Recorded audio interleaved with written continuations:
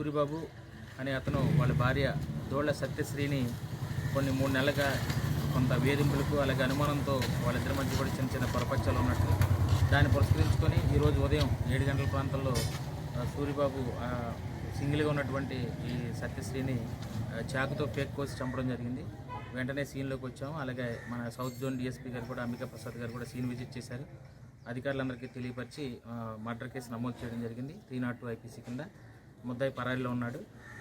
సక్రమంగా దర్యాప్తు చేసి బాడీని పోస్ట్మార్టం నిమిత్తం గవర్నమెంట్ హాస్పిటల్ రాజమండ్రి తరలించడం జరుగుతుంది.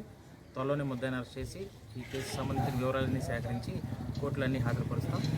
పై అధికారుల ఆదేశాల ప్రకారం ఏ ఒక్క చిన్న దేనికి తావు లేకుండా దర్యాప్తు జరిపి సక్రమంగా ముద్దాయిని కోర్టు వారికి హ్యాండ్ ఓవర్ చేస్తాం.